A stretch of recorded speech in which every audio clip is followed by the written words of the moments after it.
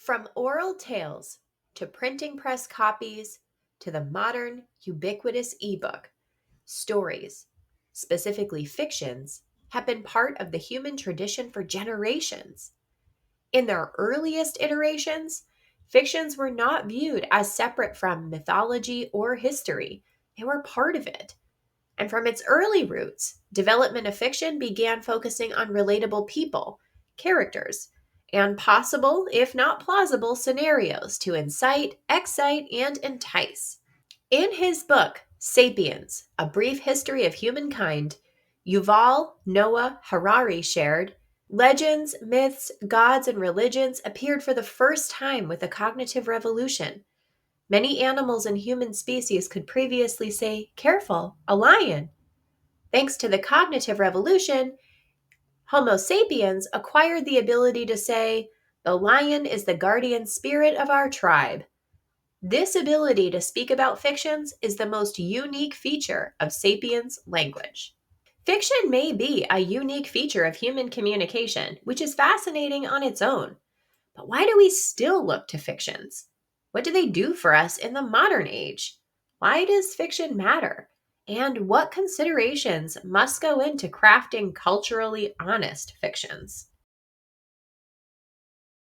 Think of an exciting fiction you've read, maybe a crime thriller in which the protagonist was a detective, or a murder mystery that involved the heiress of a well to do family, or a nomadic forager traversing unknown territory. Most readers won't identify directly with the protagonists of those fictions, unless, of course, they are detectives or wealthy heiresses or nomads. But readers get to experience, for approximately 350 pages, what life could be like if they walked in the protagonist's proverbial shoes. Each one of us is born under circumstances that we didn't choose and cannot change, or that can be difficult to change. But writing and reading fictions allows us to experience all the things we wouldn't otherwise get to experience, to connect with folks we wouldn't otherwise meet, and to learn lessons we may not otherwise learn. Through fiction, readers get to see the inner workings of police procedure, or revel in the grandeur of a family estate, or explore a new world and the creatures living in it. They get to track a killer or hunt for clues, unravel motives, and solve complex cases. But they do it from a safe distance. Fiction readers get to do hard things, new things, without the risk of failure or true risk of loss. Except the loss, that is, of finishing a riveting read. Post-book depression, anyone? Just me? Anywho, moving on. Have you ever come across a passage in a fiction that seemed to reach inside your skin and speak to your inner soul? I mean, didn't you picture yourself riding the train with Jacob in Water for Elephants, or stroking a finger along a sculpture in the ice garden in the night circus? Beyond the risk or lack thereof of reading fiction, there lies a deeper connection between the reader and their imagination, the well of creativity that exists inside each of us. We like to imagine new worlds, new situations, meet new people, and give in to our inner children and alight our soul fires. Complex human language began with fictions, and the very human love of fiction persists today. Most readers and writers have favorite novels that get to the very core of who they are in all their whimsical glory. In Sapiens, Harari shared, Homo sapiens conquered the world thanks above all to its unique language. A language that spoke fictions into existence nonetheless, and laid the groundwork to develop all of what we know today as modern civilized society. A language that made possible the novels we read and the people, places, and ideas we read about. Fiction communicates the imagination, the what ifs, the fantasy, the ideal. It communicates the hope of creation at its base form, regardless of the content of the fiction itself. Because when we read and write fiction, we create. And when we create graphic mental simulations of sights, sounds, smells, tastes, textures, and scenarios, a veritable wardrobe of experience opens up for our inner children to walk through and dress themselves, just like the Pevensie children walked through the wardrobe to Narnia. If someone asks whether you can be properly moved by something that isn't real, many of us would be quick to say no. After all, we're mostly rational people, aren't we? We've put away the bogeymen of our childhoods, dispelled the monsters from our closets. We no longer spend time with our imaginary friends or the ghosts that haunt the peripheries. But fiction tests this bit of rationality, especially when considering that the structure of our society alone, from organized religion to the banking system, is fiction, albeit widely accepted cultural fiction. To really understand a good work of fiction, readers must be moved by the irrational, fake people and fake circumstances as examples, through rational means, real emotions like empathy and sympathy, among others. To do this, a good work of fiction allows readers to connect with the characters and see the world as the characters see it, to buy into the characters' journeys, to live in their stories. And there have been studies done on the connection between fiction and emotional intelligence, which confirm this link. Art Markman, PhD, was quoted in an article for Ladders when he shared, by showing you the world through the eyes of other people, literature can give you a window into others' thoughts or feelings. And because you can view the world through another's eyes, we learn to empathize with the other, even the fictional other. I mean, I'm not the only reader who wept during The Fault in Our Stars, but wasn't battling cancer, or recoiled while reading Shutter Island despite never having been imprisoned.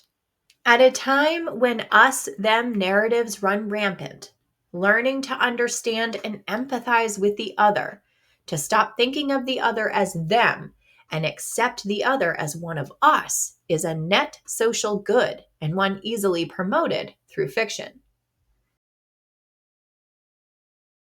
Fiction is a vast term encompassing everything from contemporary works to fantastic space operas and beyond. As such, there are many considerations when crafting well wrought fiction.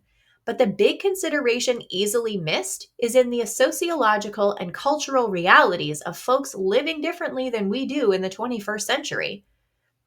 For us digital age humans, especially for those of us writing from within our first world homes, there are many facets of reality we recognize as fact that are nothing more than culturally accepted fictions.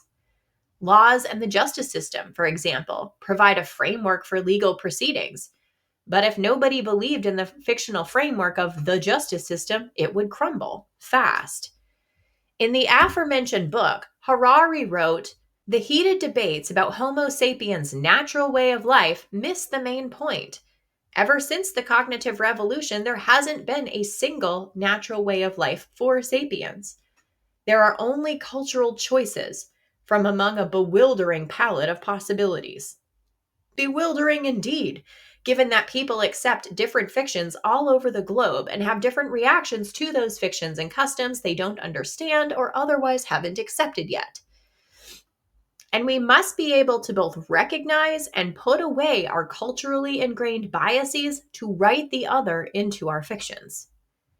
When writing dystopian or utopian fictions set in different times or places in the world, even fiction involving other planets and species, don't forget to research or construct where necessary. We can't very well purchase a history book about the people who inhabit a specific planet within the Andromeda Galaxy. History, including biology, sociology, and anthropology, for interesting tidbits. Here are a few wild cultural tidbits based on accepted fictions that may get your noodler churning. To the early nomadic forager, the agriculturalist who builds a permanent home in which they then eat, sleep, and poop may be viewed as a disease carrier. Ancient patriarchal cultures and a few modern ones deny the existence of women's rights. Women are their husbands' or their fathers' properties. Some cultures deal with criminals via the penal system, using prison or other detainment strategies. Some deal with criminals via public shaming. In many countries and cultures, the caste system is alive and well in practice, even if it's not legally binding.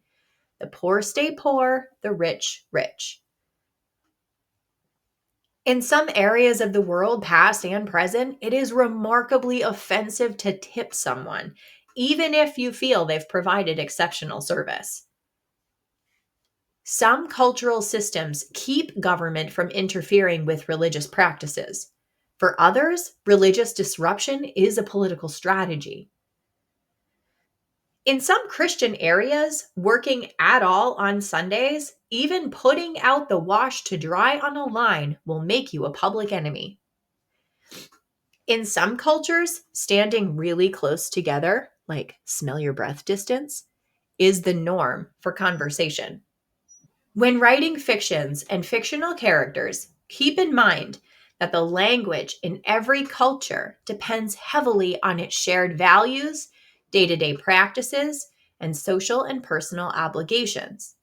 Do your research, of course, and when you're ready to test whether your well researched fiction reads as culturally appropriate, working with a sensitivity reader may provide the expert review you need to make sure your work is ready for readers. So, why does fiction matter in modern human culture? It would be easy to provide all of the reasons fiction doesn't matter. Spoiler alert, there aren't any. Do you have a favorite resource on writing the other? Share below in the comments or let me know what other topic you'd like me to cover in the future. Happy editing and writing.